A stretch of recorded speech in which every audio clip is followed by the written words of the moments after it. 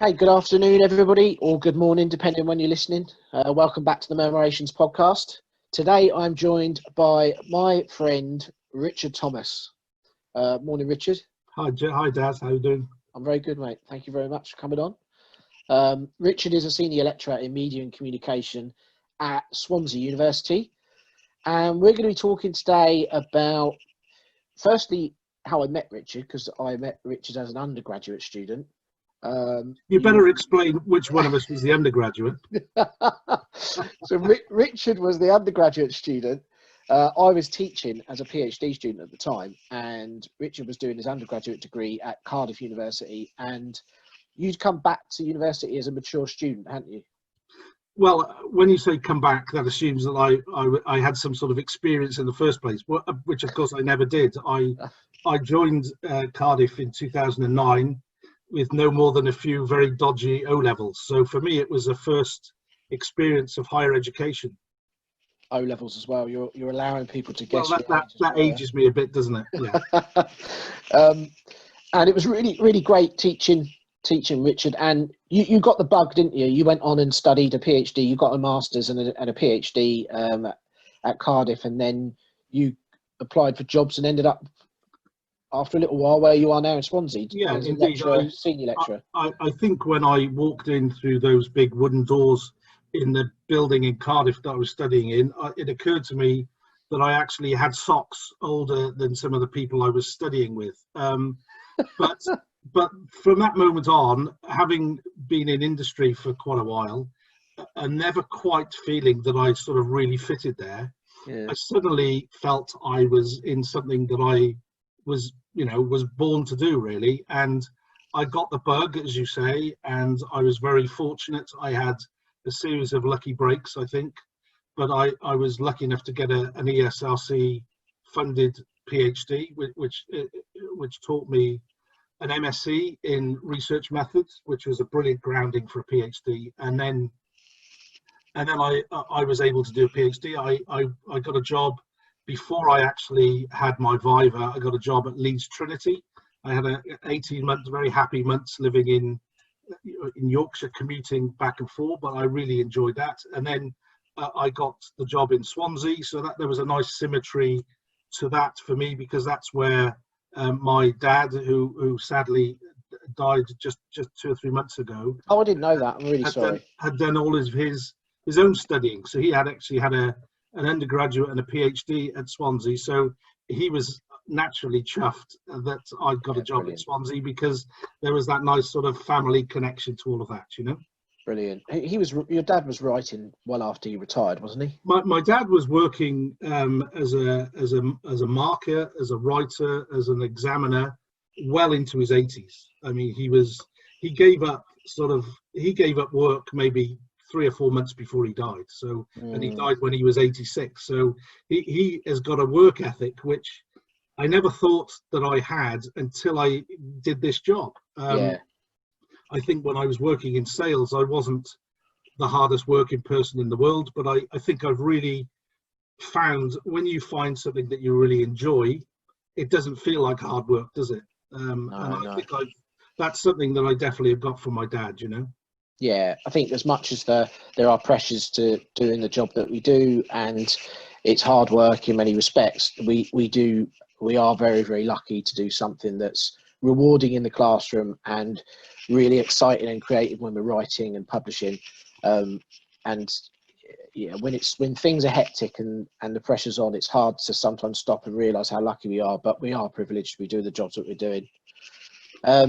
Indeed, I think you're spot on there. I always look back to my time in sales, where I had to drive all around the country, speaking to people that I didn't always particularly like, selling things that I didn't always completely believe in, and I'd much sooner be doing this.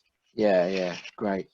One thing that you were going to just explain was how that journey from undergraduate led to where you are now. So you're a senior lecturer now in media and communication. You're doing lots of research about media and economics and politics, and reporting politics and elections and all that kind of stuff that's really current and relevant. How did your academic journey lead you to where you are now?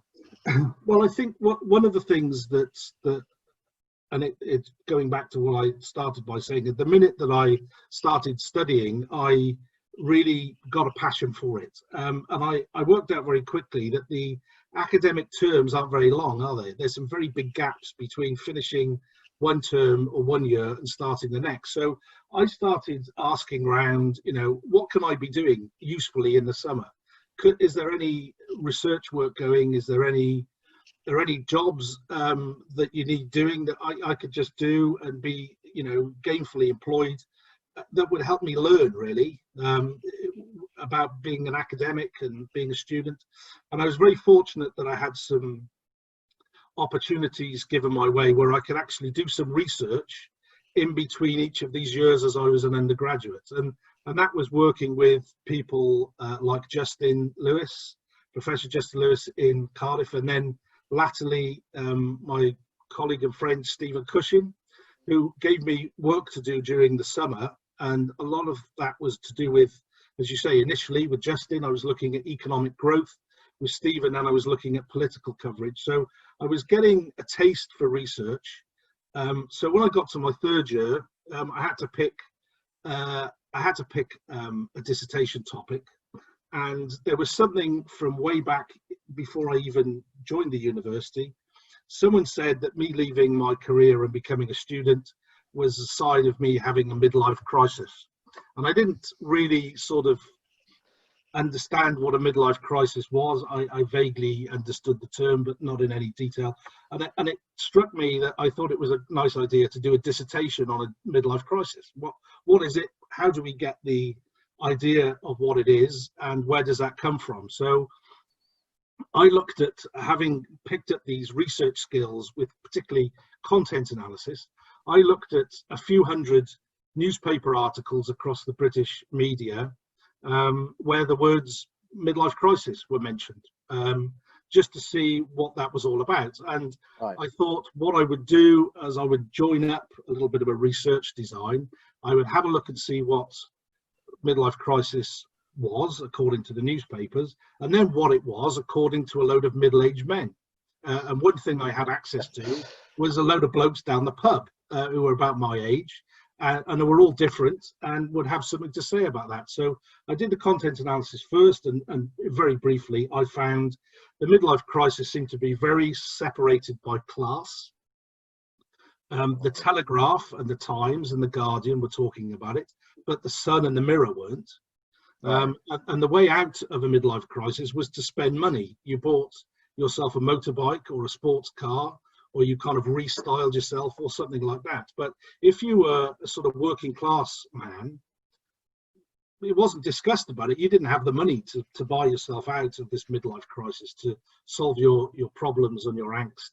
So the thing that I took from that really was that there was this sense of inequality that was happening, and it was happening in the media. When I actually talked to men about what a midlife crisis meant to them, the things that the newspapers were on about, like, restyling yourself, buying a fast car or a Harley Davidson, men, when he talked to them about it, they were much more preoccupied with their pensions, how their kids were going to manage through college, their health, their kind of sense of mortality, getting to that, dangerous age sort of period in their lives.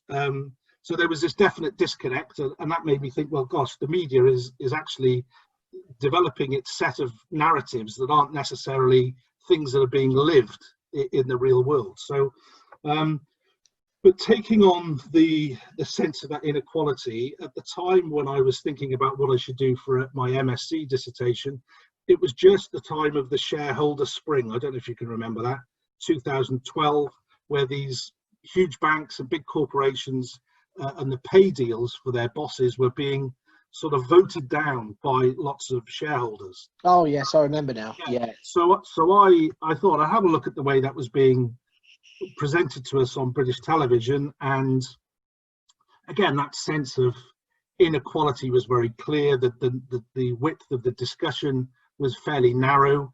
There were lots of missing voices from the discussion.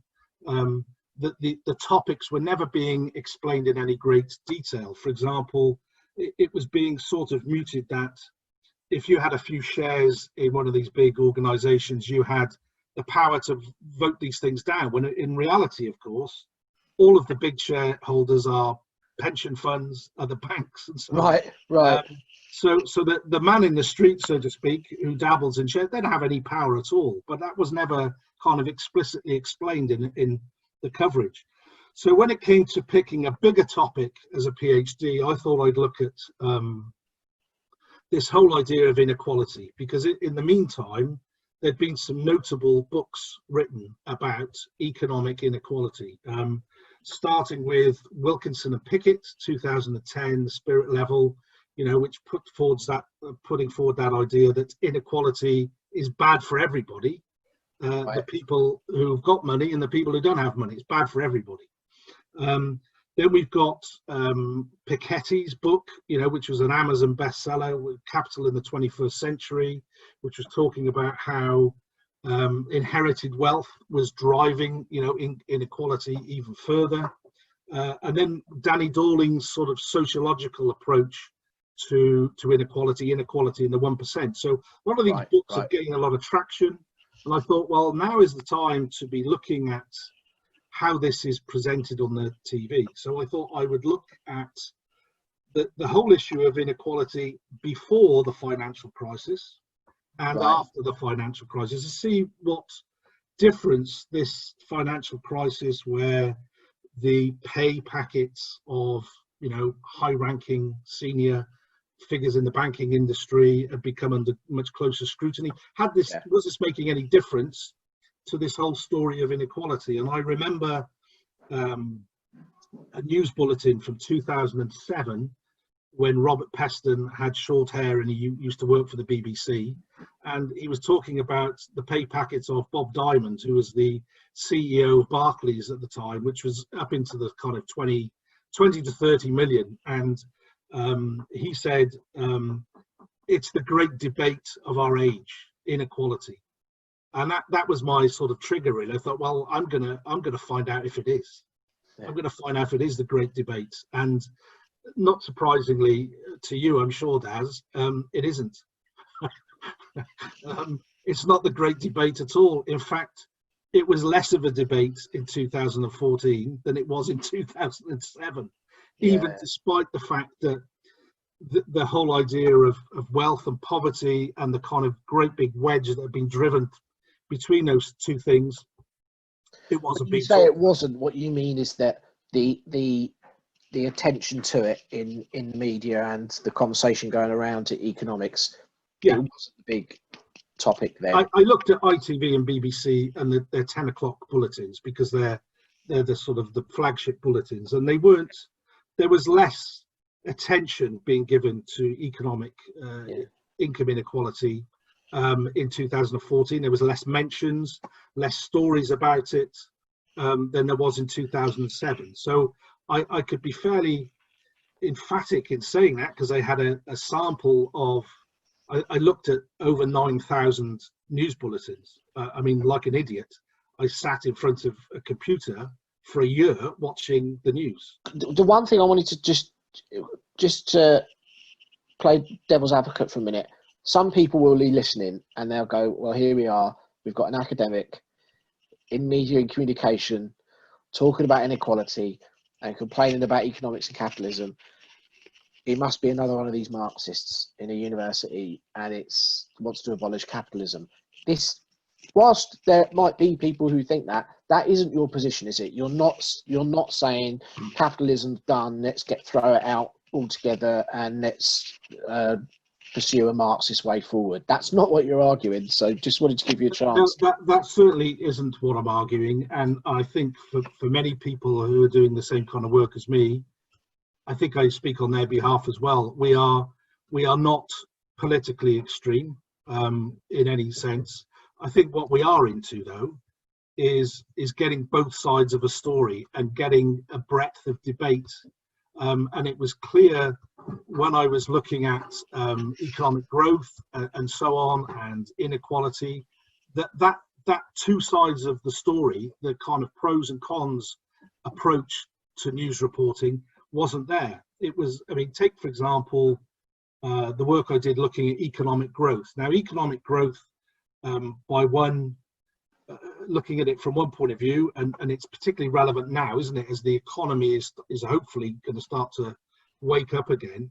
Economic growth is important because it allegedly provides wealth for people, keeps us all working, keeps, you know, people paying taxes, so we've got all of our public services available.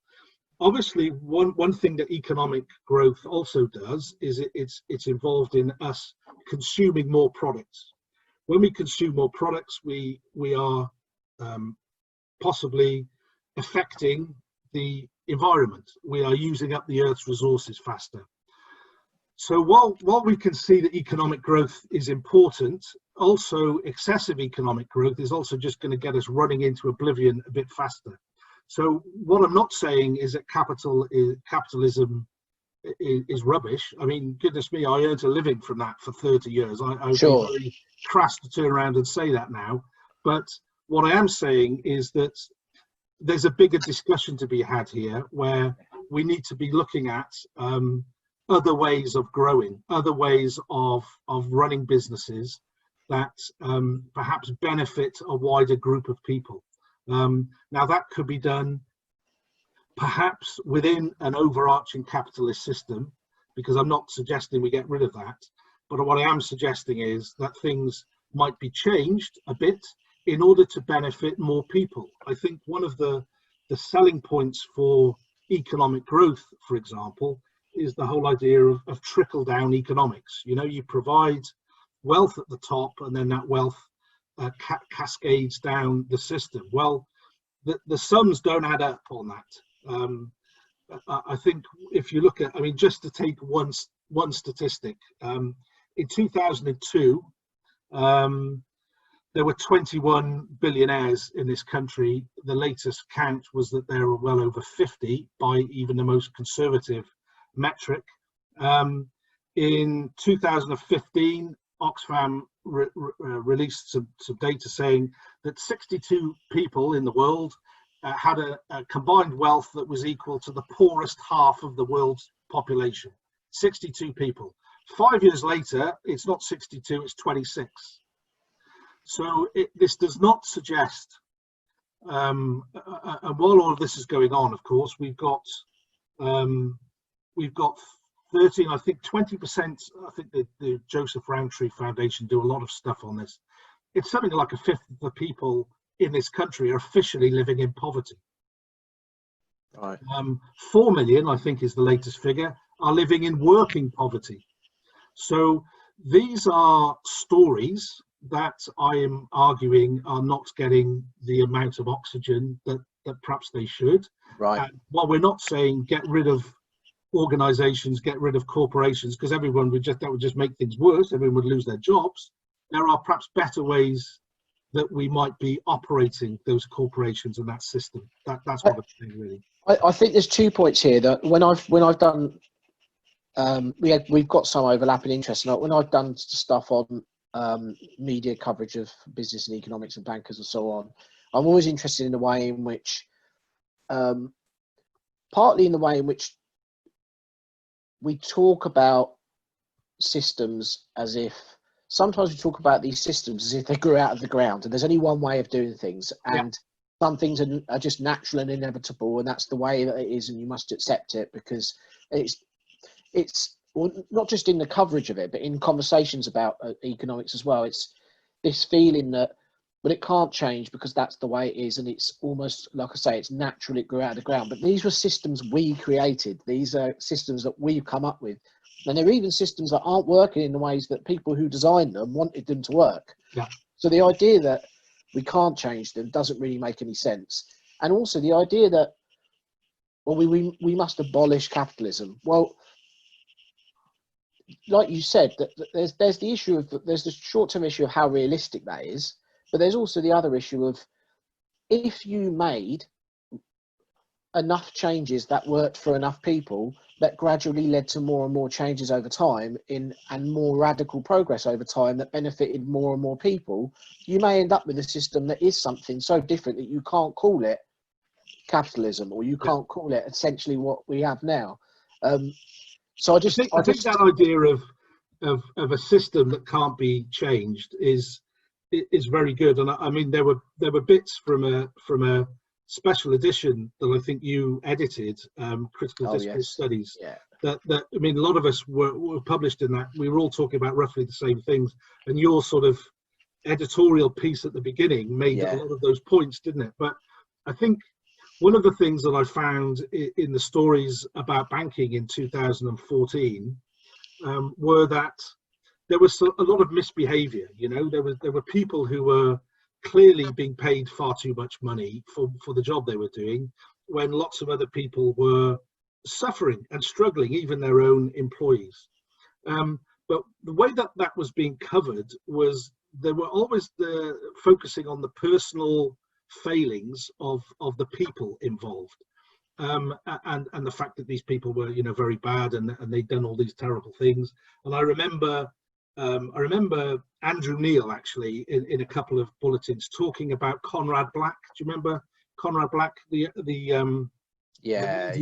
media baron who was seen to be defrauding his own shareholders? And several times Andrew Neil was quoted about talking about, you know, he doesn't play to the rules, and you know, he broke the rules, and so there was nothing wrong with the rules. It was just that this guy broke them. Now, what I was suggesting is as well as saying this guy is really bad and he deserves to go to prison, maybe we should be looking at the rules as well.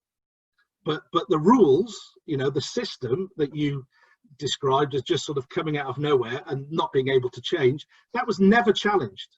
What was being challenged was the way that people were operating within this very strict set of rules that were never kind of discussed in any detail, but were just accepted as being there, and things that you can't break.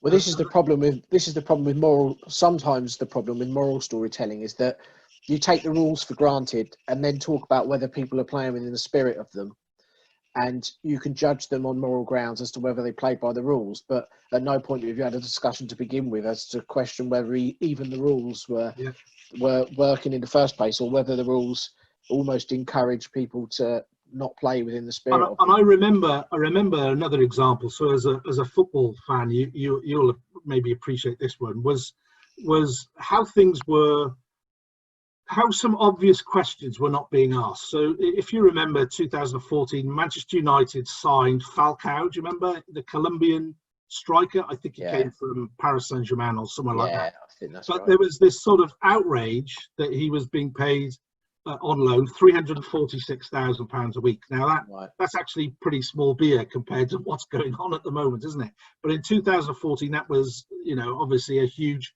amount of money. And I remember it was being discussed on one TV report, and the reporter at the end, in a live two-way with the anchor, said, "So the really big question is, of course," and I was waiting, thinking, the really big question is going to be, how can anybody justify £346,000 a week when there are people, cleaners in the same football club, on minimum wage? That wasn't the big question. The big question was, what can you spend £346,000 a week on? That was the big question.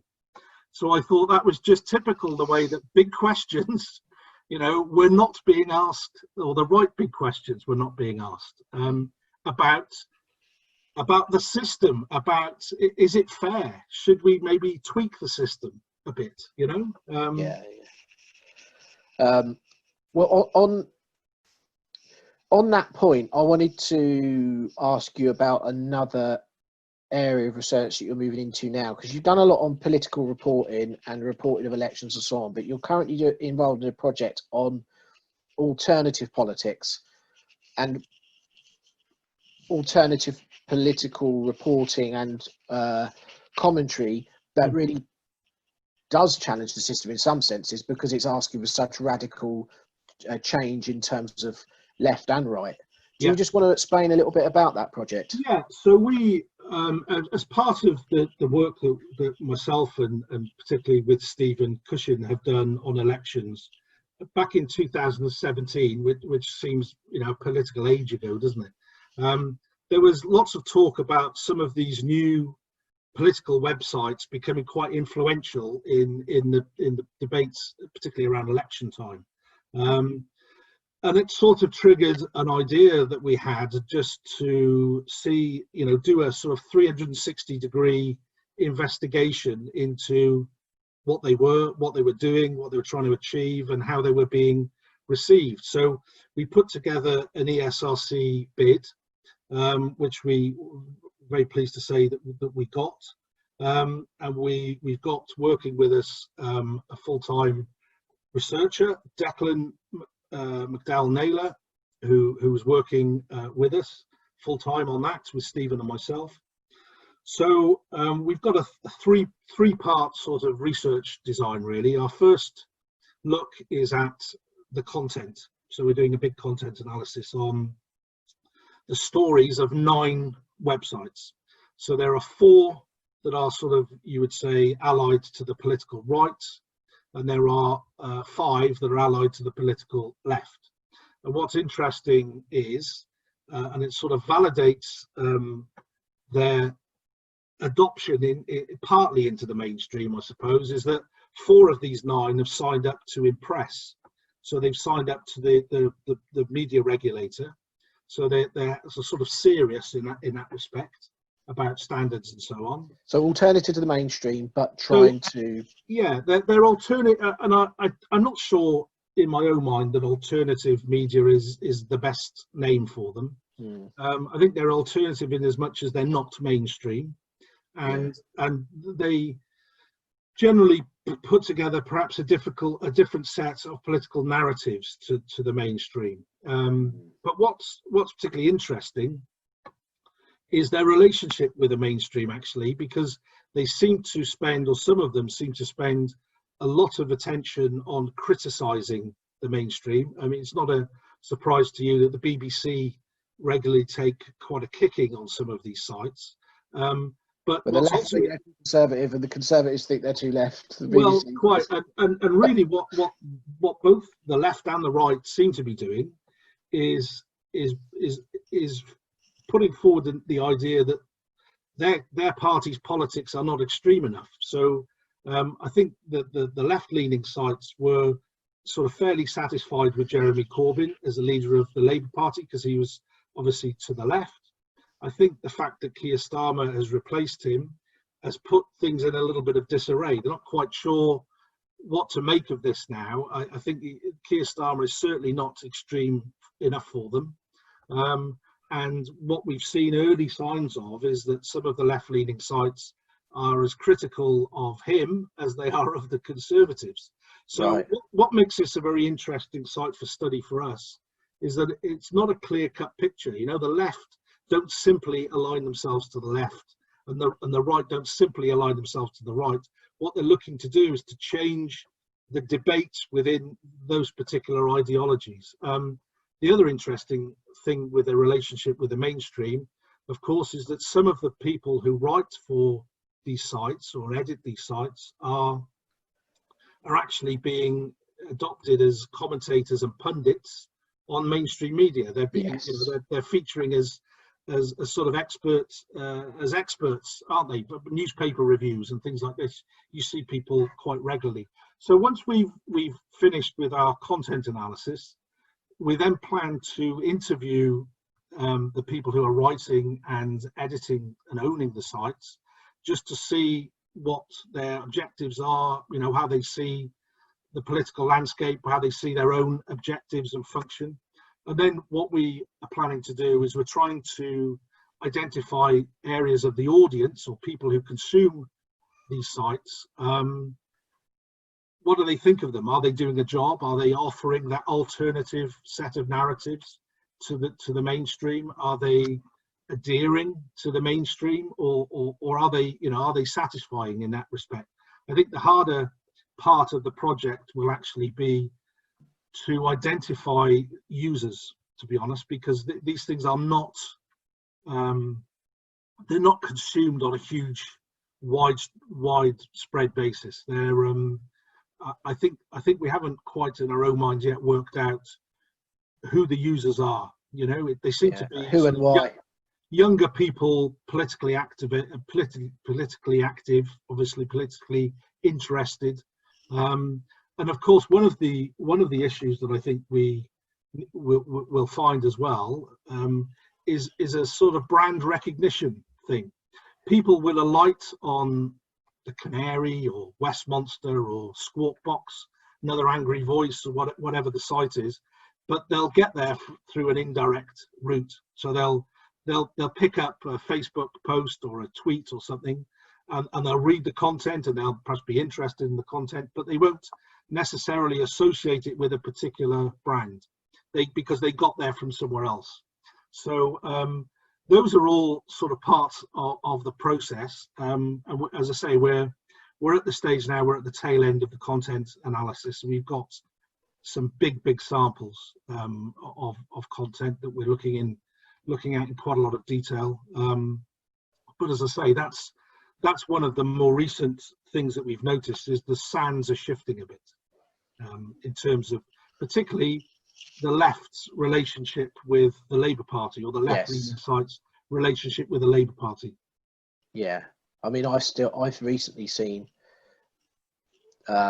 Labour Party members on social media who are still very loyal to Corbyn talking about using the language of traitors and stuff like that, and really some really quite nasty stuff, but also just quite unhelpful and unrealistic, in a sense that if you've got a centre-left leader, or even a centrist leader, who's going to bring more people together, accept that a certain politics that was offered by a previous leader wasn't popular with the electorate and it was rejected at a general election.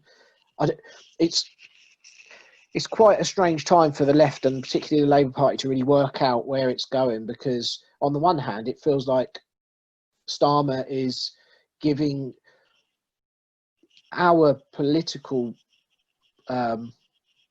system an opportunity to stabilise and perhaps move beyond just this kind of polarised conversation, or lack of conversation, we've seen in recent years, and actually start to be a bit more accommodating and inclusive and civilised, and to have a strong opposition in Parliament, and to hold the government to account, but in a sensible and not just constantly negative way.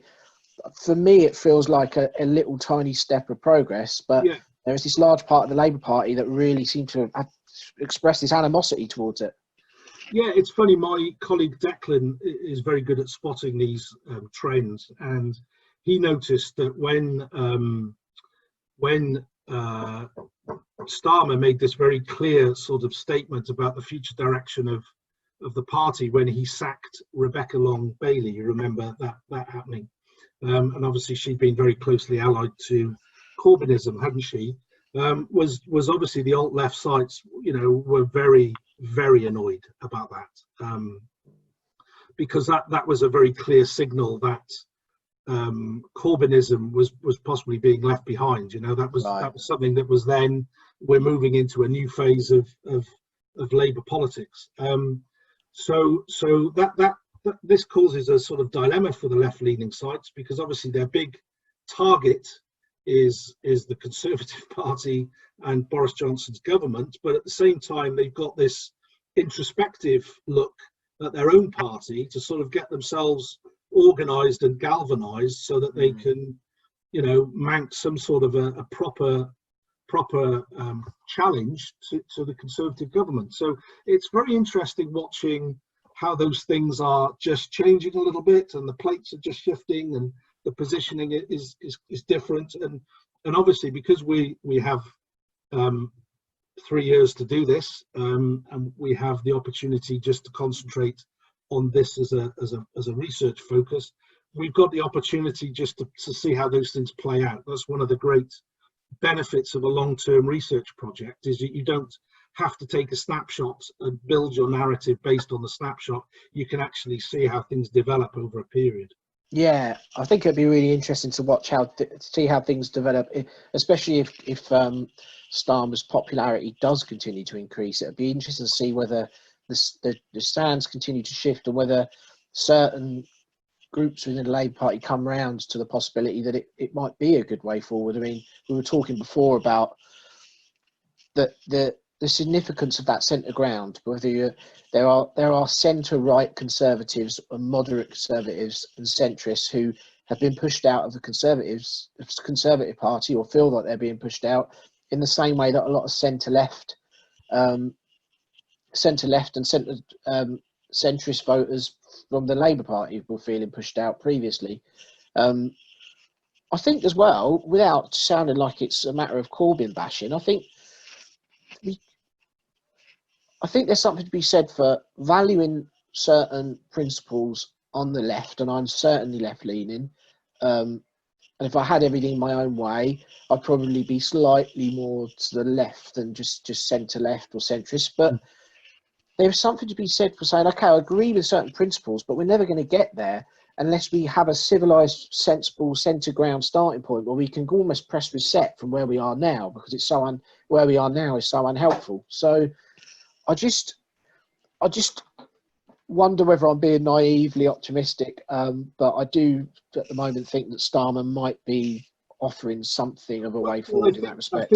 I think there's that old saying, isn't there, that it does take two to tango. So in some respects, if Labour are moving slightly close to the middle, that is going to perhaps grab a big chunk of floating voters in a way that perhaps Boris Johnson's more entrenched position on the right is less likely to. So perhaps, who knows, a more moderate leader of the Conservative Party might be the way to counter a more moderate leader of the Labour Party. Who knows? I mean, I think I'm with you, though.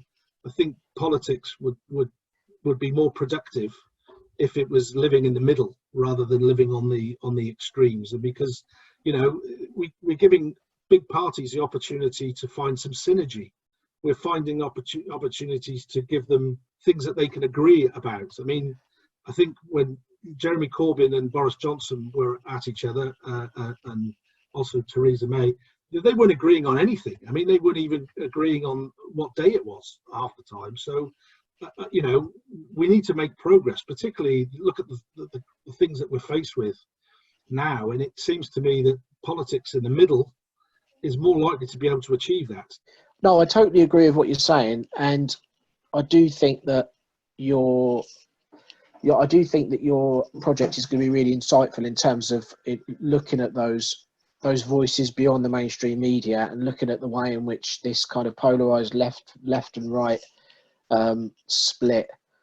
Perhaps, I don't know, perhaps in some respects it's going to get worse, but in other respects perhaps it's going to get better. But I think we should try and at least be optimistic. Maybe enough people are realising now that the quiet majority of the electorate are actually very, very civilised and very reasonable and decent and understand the importance of compromise.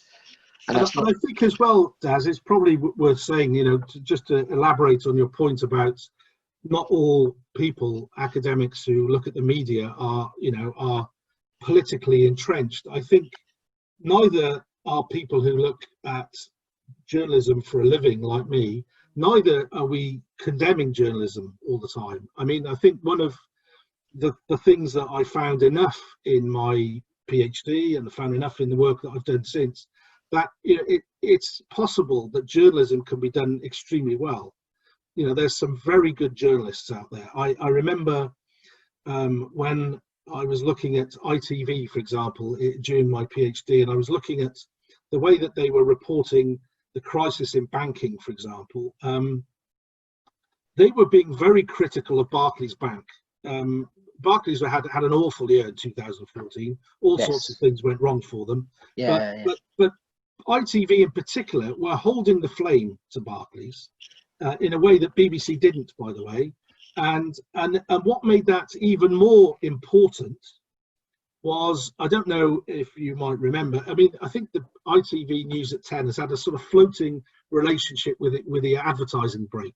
Sometimes they have one, other times they don't. In 2014, in the bulletins that I looked at, there was about 300-ish. maybe 200 from ITV. There were 101 advertising breaks. Out of those 101 advertising breaks, 83 of them were just Barclays.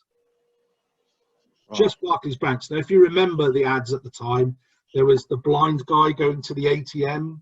There was the couple opening a guest house. There was the old man connecting with his nephew over the internet, and it was the kind of kindly face of banking. They didn't talk about their function as a bank. They talked about their work that they did in the community. But despite the clear reliance on ITV to provide revenue, ITV as journalists were very well prepared to, hold them up and say, look what Barclays are doing wrong. This is really bad. There were examples that I found where stories that were critical of Barclays were then segueing into a Barclays advert in the advertising break. Now, that cheered me up no end, because I thought this just shows that journalism is able to function properly.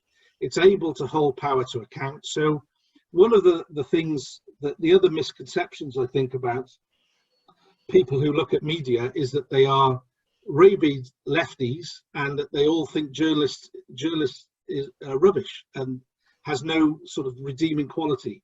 Neither are true. No. And I think it's important that we recognise, alongside the things that are going wrong, the things that are being done exceptionally well.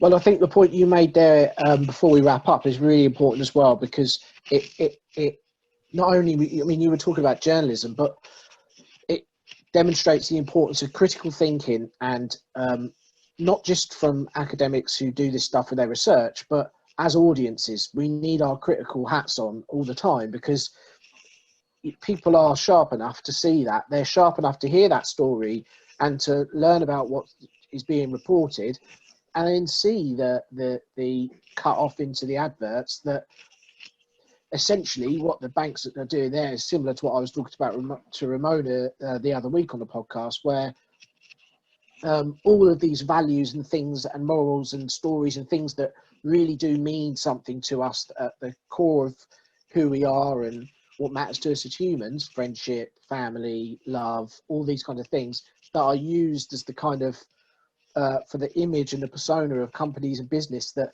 don't necessarily uphold those values in their own practices. People are bright, people are smart enough to see this.